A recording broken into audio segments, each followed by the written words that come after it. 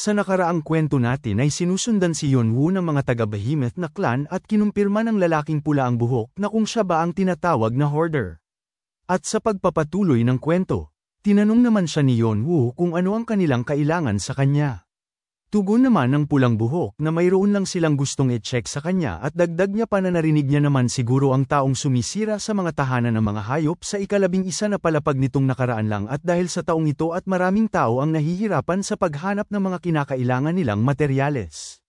Pinalabas niya naman ang kanyang dila sabay sabi niya pa na ang suspetsa nila ay siya ang salarin at inutusan niya pa ito na makipagtulungan sa kanilang investigasyon. Pinalibutan naman ng mga mangmang si Yeonwoo. Habang kinukuha niya ang kanyang punyal ay sinasabi niya naman na kahit mapa-tutorial man o dito sa tore ay maraming taong gaaman sa pagmamay-ari ng iba. Tinanong naman siya ng lalaking kulay pula ang buhok na kung ano ba ang kanyang sinasabi. Masayang iminungkahi naman ni Yeonwoo sa kanila na kung gusto nilang lapitan siya ay magsimula na silang kumilos at tigilan na nila ang paggawa ng dahilan. Namula naman sa galit ang lalaking kulay pula ang buhok at kaagad niyang tinutukan ng kanyang espada si Yeonwoo sabay sabi niya na siya nga talaga ang may dahilan ng pagkaubos ng materyales at dagdag niya pa na kailangan nila siya upang pagbayaran niya ang ginawa niyang pagpapahirap sa maraming tao. At hindi na nagsayang ng oras pa si Yeonwoo at agaran niyang inatake ang lalaking kulay pula ang buhok at dahil sa bilis ng kanyang galaw ay hindi nila namalayan ang pag-atake ni Yeonwoo. Maging ang lalaking naputulan ng leeg ay hindi makapaniwala dahil maging siya ay hindi niya nakita ang pag-atake ni Yeonwoo sa kanya dahil sa sobrang bilis nito na tila ba ay isa itong hangin at nalaglag naman sa lupa ang kanyang ulo at bumulwak ang dugo mula sa leeg nito. Bigla na lang lumabas ang alip-oras ni Yeonwoo na si Ka at hindi naman makapaniwala ang mga mangmang sa kanilang nakikita dahil hindi nila alam kung anong klaseng nilalang ito at may napasigaw pa na tinatawag niya ang kanyang kapitan. Agad namang tumakbo ang isang kumag habang namumutla ito sa takot at inutusan niya ang kanyang mga kasamahan na tumakbo na sila habang may lupa at bigla naman siyang napatigil dahil nasa likuran niya na ang alip-oras ni Yeonwoo. Isa-isa na silang binantayan ng mga kalansay na espiritu habang ang isang bigatilyong ito ay napapamura na lang dahil sa takot at nang walang ano-ano'y bigla na lang silang pinag-aatake ng mga hukbo ni Yeonwoo. Samantala ang iba naman ay nagawa pang makatakas habang sumisigaw sila na sagipin sila. Lumingon naman sila at ang nakasunod sa kanilang likuran ay si Ka dahil sa laki ng hakbang ni Ka ay naabutan niya ang mga ito at sa kabilang banda naman ay inatake ni Yeonwoo ang isang mangmang at dahil sa lakas ng kanyang pag-atake ay naputol naman ang paa nito at ang katawan ng kumag ay lumipad sa ere at bumagsak ito sa lupa. Hindi na nagsayang pa ng oras si Yeonwoo at agaran niyang sinunod ang isa pa. Isa na lamang ang natitira at labis naman ang nginig ng kanyang katawan dahil papalapit na si Yeonwoo sa kanya na umiilaw pa ang mata. Nauutal-utal naman na tinatanong siya ng mangmang na kung alam niya ba kung sino ang sumusuporta sa kanilang clan at dagdag niya pa na ang lakas ng loob niya at hindi na siya pinatapos magsalita ni Yeonwoo at bigla niyang sinakal ang mangmang at itinaas niya na ang mangmang sa ere at naghahanda na siya ng pag-atake sabay tanong niya na kung sino pa ba ang magsusumbong sa kanila kung lahat sila ay patay na. Sa kabilang banda naman ay nandito ang mga kalalakihan sa gubat na malapit kay Yeonwoo at napasabi pa ang isa na parang nag-uumpisa na sila. Ang lalaking pula ang buhok na may peklat sa mukha ay ang inutusan ng barista kanina na sundan si Yeonwoo.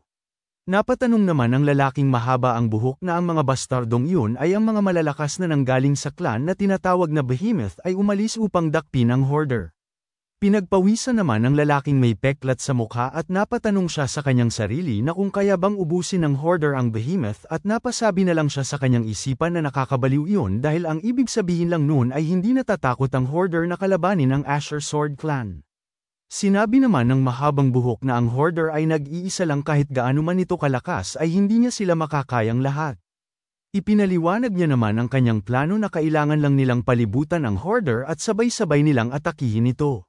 Nagtinginan naman ang mga kumag na mangmang dahil napaisip din sila sa sinabi ng mahabang buhok. Makalipas ang ilang minuto ay nagkaroon na ng makapal na hamog sa kanilang paligid at nagtatakang tanong naman ng lalaking mahaba ang buhok na kung bakit napakadilim ng paligid dito dahil hindi dapat ganito kadilim sa lugar na ito. Sinabi niya naman sa kanyang kasamahan na hindi gagana ang plano nila kaya naman sa puntong ito ay sila ang isa-isahin at agad niyang inutusan ang kanyang mga kasama na magsama-sama at bigla namang nanlaki ang kanyang mata dahil sa gulat niya dahil hindi niya na makita ang iba niyang kasamahan. Tinanong niya naman ang mga natitira na kung nasaan na napunta ang iba. Tinatawag naman ng isang ito na kapitan ang mahabang buhok at minungkahi niya na kailangan nilang mag-isip muli ng bagong stratehiya subalit hindi na niya ipinagpatuloy ang kanyang sinasabi dahil may biglang sumigaw na tinatawag ang clan leader ng Sacred at dito tinanong sila ng lalaking parang nagmamadali na kung ano ba ang ginagawa nila sa lugar na ito at agad niya namang sinabi na wala na silang oras para mag-usap pa at minungkahi niya na kailangan na nilang umalis sa lugar na ito. Tugon naman ng kapitan na hindi nila basta-bastang i-abort ang misyon sapagkat hindi pa nila alam ang nangyayari at kaagad niyang tinanong ang bagong dating na lalaki na kung ano ba ang nangyayari. Nauutal-utal naman na sinabi ng lalaking kumag na hinahabol sila ng multo. Namumutla naman siya na ipinapaliwanag na ang mga multong iyon ay pinagpipira-piraso nila ang katawan ng lahat ng kanyang kasamahan at ngayon ay papunta na sa kanilang lokasyon ang mga multo kaya naman inutusan niya ang mga ito na tumakbo na sila hanggat may lupa. Nagtataka naman ang kapitan na kung ang ibig ba niyang sabihin na multo ay halimaw kagaya ng Wraith at Banshees.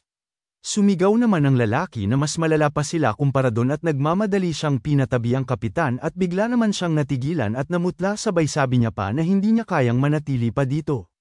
Nang makita ng kapitan ang kanilang mga reaksyon ay napatanong naman ito na kung ano ba ang problema at kung bakit ganyan ang mga mukha nila.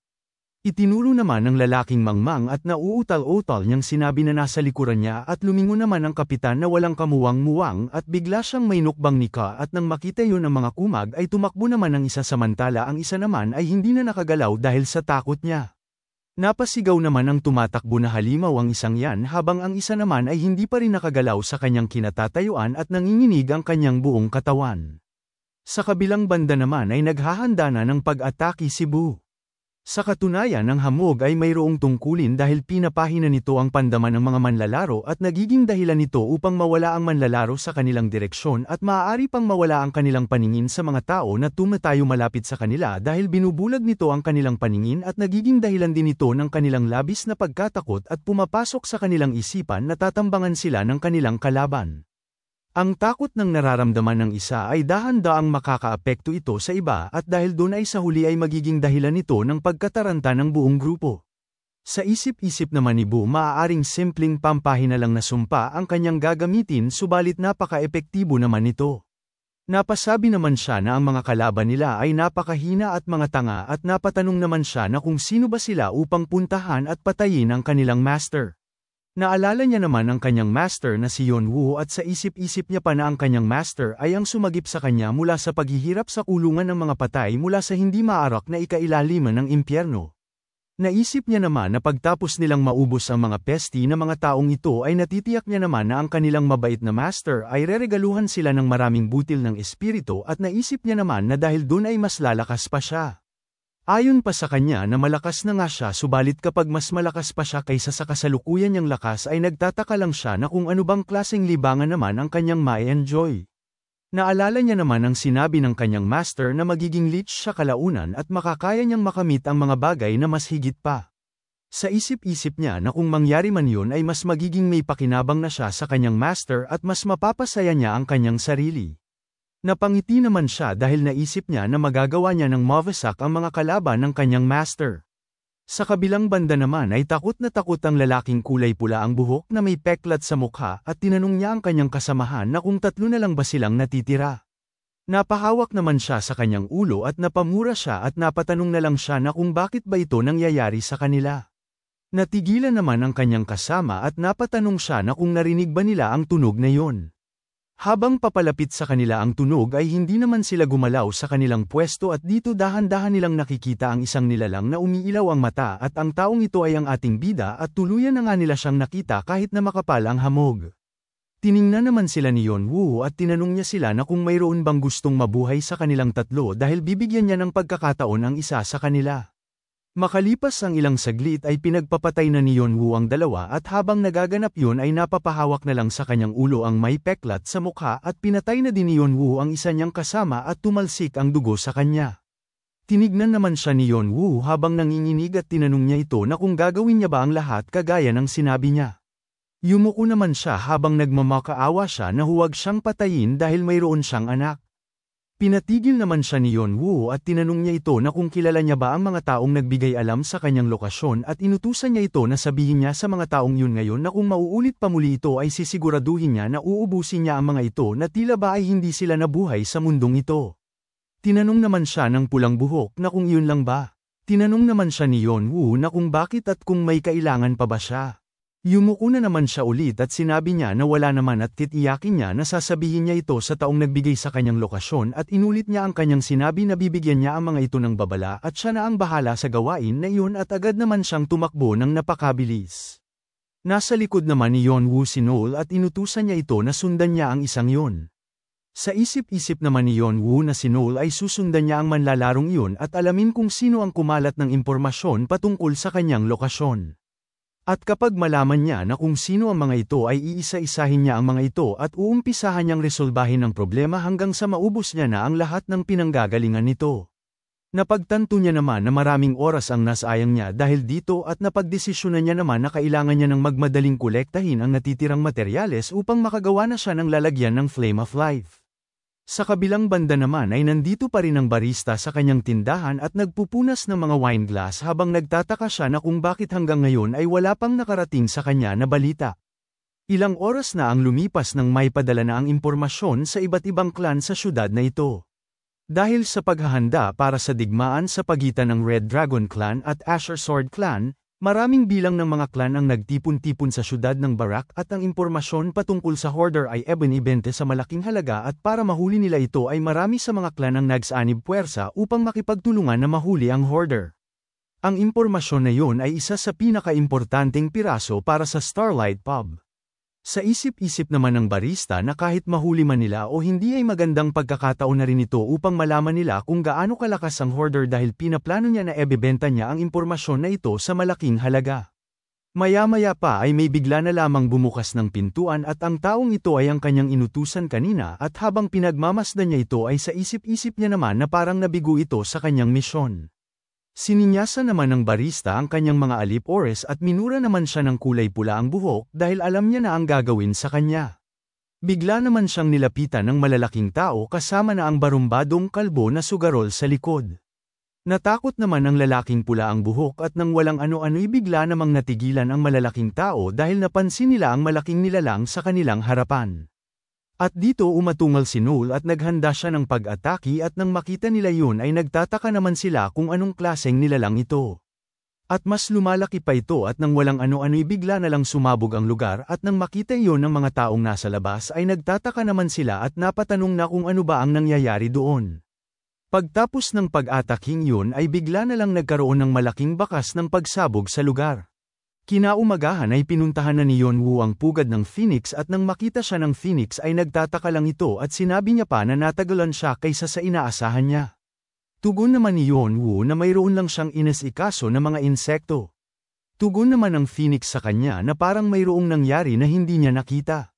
Sinabi naman ng Phoenix sa kanya na kahit natagalan siya ay parang nagawa niya naman ang kanyang pinapagawa sa kanya. Tugon naman ni Yeonwoo na nakaya niya namang kunin ang lahat ng materyales. At tinanong naman siya ng Phoenix na kung uumpisahan na ba nila. Sagot naman ni Yeonwoo sa kanya na oo at bigla niya namang inilapag ang bawat materyales na kinakailangan upang makagawa ng lalagyan ng Flame of Life at inumpisahan na agad ng Phoenix ipagsama ito at habang ginagawa niya yun ay napasabi na lang siya na parang pinili niya ang mga pinakamagandang materyales at dagdag niya pa na sa pagtingin niya pa lang sa materyales ay ang masasabi niya lamang ay isang mabusesing tao si Yeonwoo. Maya-maya pa ay bigla na lang naglaho ang mga materyales at iniipon na ito ng Phoenix at nang matapos na ay tinanong niya naman si Yeonwoo na kung ano ba sa tingin niya ito dahil matagal-tagal din siyang hindi nakagawa ng ganitong klaseng kalidad. Lumabas naman sa kanyang sistema na nagawa na ang tinatawag na Flame of Life Superior na isang lalagyan na ginawa upang makayang sidlan ng kaluluwa ng Phoenix na tinatawag na Flame of Life at magsisimula na itong magliwanag. Nakumpleto niya na rin ang hidden quest na Flame of Life at nagawa niya na ring makuha ang Flame of Life Superior. Nang makita ni Yeonwoo ang kinang ng Flame of Life ay naalala niya naman ang kanyang kapatid noong bata pa sila at dito sinabihan siya ng kanyang ina na si Jongwoo ay nakakuha na naman ng perpektong puntos at binati niya naman ang kanyang kambal na kapatid. Naalala niya rin ang oras na naglalaro sila ng mobile games at sinabi ng kanyang kapatid sa kanya na si Jongwoo na mananalo na siya sa pagkakataong ito. At makalipas lang ang ilang minuto ay nag-aaway na silang dalawa at habang nag-aaway sila ay tinatanong niya naman ang kanyang kapatid na si Jongwoo na kung bakit niya nagawang patayin ang power ng kanyang device dahil lang ba ay malapit na itong matalo. Sa isip-isip naman ni Yeonwoo na ito ang kanyang hindi malilimutang alaala. Naalala niya rin ang araw na wala siyang inaalalang iba at ini-enjoy niya lang ang kanyang buhay sa pagpapatawa. At ang lahat ng alaalang yun ay unti-unti nang lumalabas sa isipan niya. At naalala niya rin ang araw na binigyan niya ng orasan ang kanyang kapatid at ang araw na tinatawag siya ng kanyang kapatid na kuya. At sa isip-isip niya naman na sa lahat ng alaala niya ay palaging andoon ang kanyang nakababatang kambal na kapatid. Pamatak naman ang luha sa kanyang mga mata at nagulat naman siya dahil hindi niya inaasahan na tutulo ang kanyang mga luha sa alaalang yun. Kaagad namang tumalikod si Yeonwoo sa Phoenix at humingi siya ng tawad dahil ayon pa sa kanya na hindi niya gustong makita siyang nagkakaganito. Tugon naman ng Phoenix sa kanya na ayos lang yun dahil magandang oportunidad ito para sa kanya na malaman na siya ay mayroon ding taglay na mainit na puso kagaya ng karamihan dahil sa buong akala niya ay parang yelo sa lamig ang puso nito. Ipinaliwanag naman ng Phoenix na ang banal na apoy ay sumisimbolo sa buhay kahit na sino pa man siya at ang mga alaala ay natitiyak niya na isa itong matatag na angkla laban sa mga alon ng pagsubok na naghihintay sa kanyang buhay at masasabi niya rin na ang buhay ay gawa sa patong-patong na alaala. Pinagmasdan niya naman si Yeonwoo at sinabi niya na hindi niya alam kung ano ang kanyang nakita subalit ang alaala na yun ay tinutulungan siyang alalayan siya at magpapatuloy sa pag-alalay sa kanya habang nabubuhay ito. Kaya naman iminungkahi ng Phoenix sa kanya na sisiguraduhin niyang mahalin at papahalagahan niya ang mga alaala na yun. Pinasalamatan naman ni Yeonwoo ang Phoenix. At maya-maya pa makalipas ang ilang sandali ay masayang-masaya naman si Chirpy at ipinaliwanag naman ng Phoenix na ang kanyang bunsong anak ay talagang nagustuhan niya ang kanyang itlog habang wala siya subalit nalulungkot naman si Chirpy dahil mawawala na ang kanyang kaibigan dahil alam niya na malapit-lapit na rin siyang umalis. Nang marinig yun ni Yeonwoo ay napagdesisyonan niya naman na bibisitahin niya ang ika-11 na palapag ng tore palagi kahit natapos niya na ang kanyang pagsubok dito at tinanong naman siya ng Phoenix kung uumpisahan na ba nila ang kanilang pagpasa ng Flame of Light sa kanyang itlog at agad namang inumpisahan ng Phoenix ito at unti-unti namang lumalaki ang itlog ni Yeonwoo.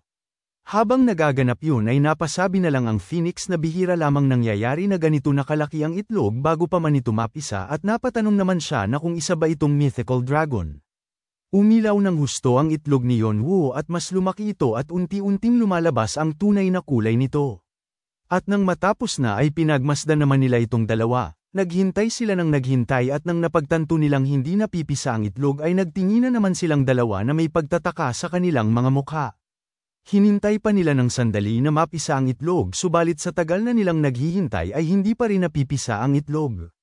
Nagtatakang sinabi ng Phoenix sa kanya na ito ang kauna-unahan niyang naranasan ang ganito bagaman ay nakikita niya naman ang nasa loob ng itlog na ganap na buo na subalit sa ilang kadahilanan ay ayaw pa nitong lumabas.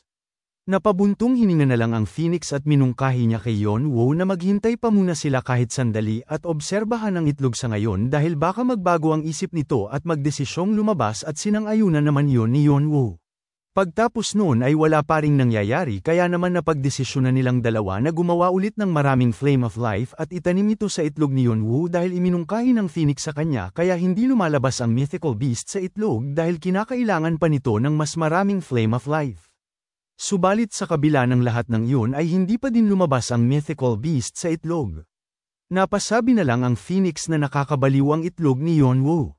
Napahawak naman si Yeonwoo sa kanyang mukha dahil maging siya ay nagtataka kung bakit ganito. Sinabi ng Phoenix sa kanya na dahil ganito pa rin ang itlog ay siguro isa sa rason nito ay bigla naman siyang tinanong ni Yeonwoo na kung mayroon ba siyang naiisip. Kaagad namang sinabi ng Phoenix na kinakailangan ng itlog ang motibasyon. Nagtaka naman si Yeonwoo at tinanong niya ito na kung ano ba ang ibig niyang sabihin.